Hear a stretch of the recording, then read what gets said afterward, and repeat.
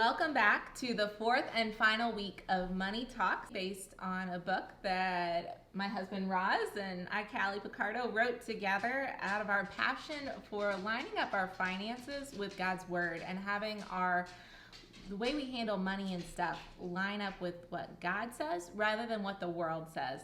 And in this fourth and final week, we are talking about our favorite topic, and that is giving. Generosity. It is so much fun to give and to be in that spot to be able to be generous. But so often it's figuring out what does that look like, and how do we get our hearts there where we're able to? Because the world says with money, worship me, worship money.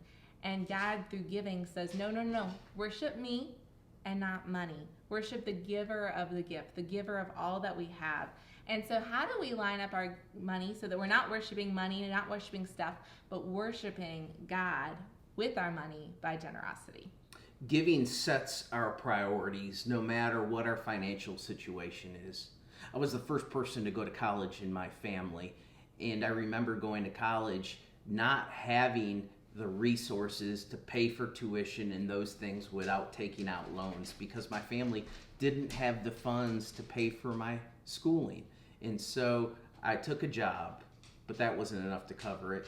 And then I went in the military and had the Montgomery GI Bill. That wasn't enough to cover it. And so I had college debt, but then God called me to seminary. And so I accumulated not just college undergrad debt, but then seminary education debt because God was calling me to be a pastor and to have an advanced degree. And so I remember graduating and not making a lot of money as a church planter and wondering, God, how do you expect me to give when I don't have very much money and I have about $50,000 in debt? And I remember God distinctively challenging me in those moments and placing him first. So whatever I got for Christmas, whatever I got for birthdays, any extra finances, I would make sure first and foremost to tithe and give back to God.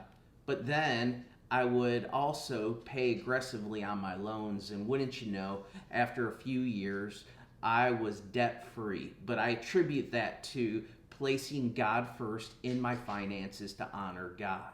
A lot of times we say, well, we'll start to tithe or we'll give a percentage of our income when we earn more. However, with that mentality, it's never going to be enough.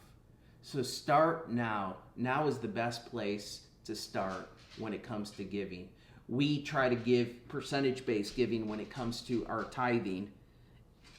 And it's amazing because it helps us to keep track of what we're doing and what direction that we want to go in and setting goals even for our giving. But we don't just look at a percentage because first and foremost, giving is based in what? It's based in gratitude. That's the starting place. And we talked a couple weeks ago about living out of that abundance mindset rather than out of the scarcity mindset. And the abundance mindset says I have more than enough. And gratitude is what helps get us there, because it can be easy when we are feeling like we're lacking, when we're feeling like there's not enough. We don't feel like being generous. We feel like someone needs to be generous to us. We are the ones who need the funds.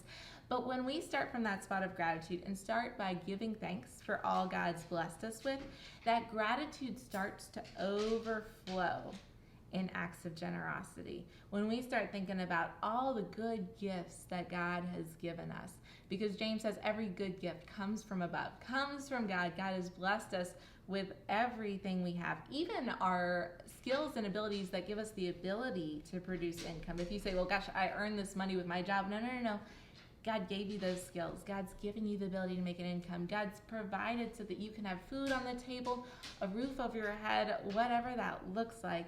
So starting with thankfulness is the way to go toward generosity. So start with making a list. Start with writing down all the blessings God's given you. Even start right now. Grab a pen and paper and start writing those out. What are some of those things that God has given you that are more than you deserve, including his grace, the gift of his son?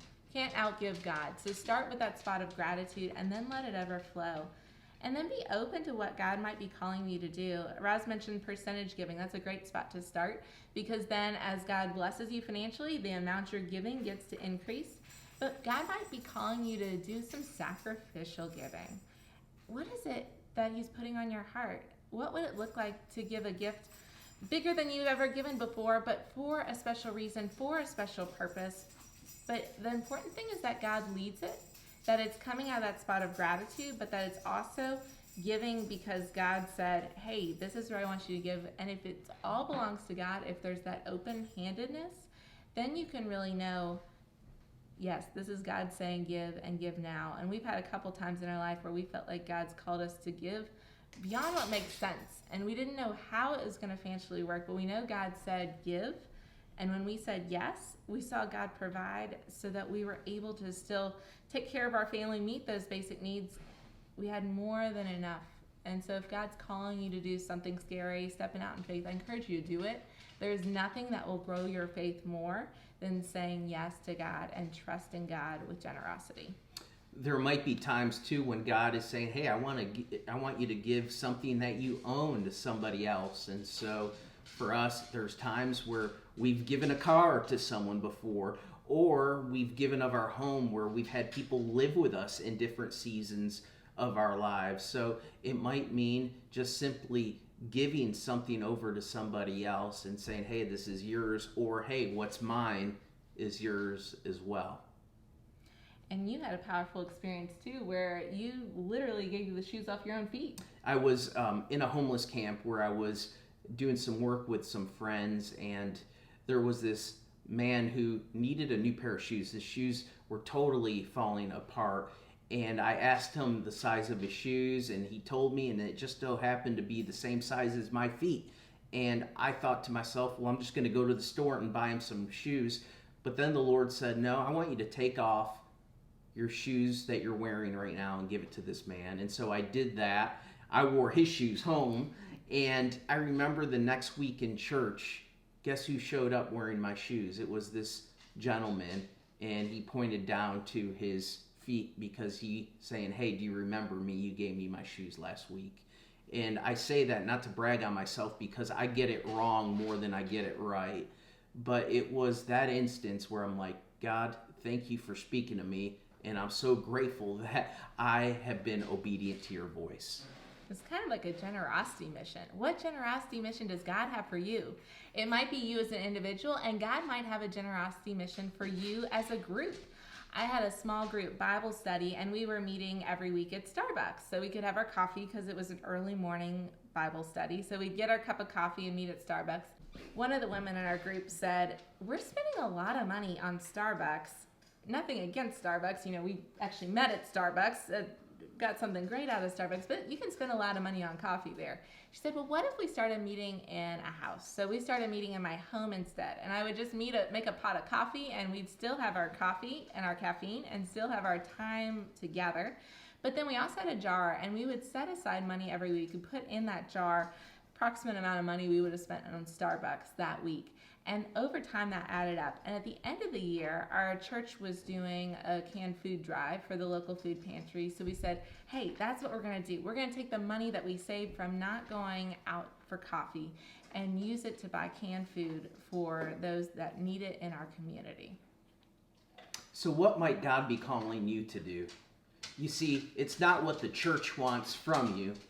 It's what the church wants for you. And we want you, ultimately, our hope and prayer is that you would be financially free to follow God's call wherever you go and whatever he's calling you to do. And it's through these 4 different methods that God is calling us to operate in when it comes to earning and saving and spending and now giving.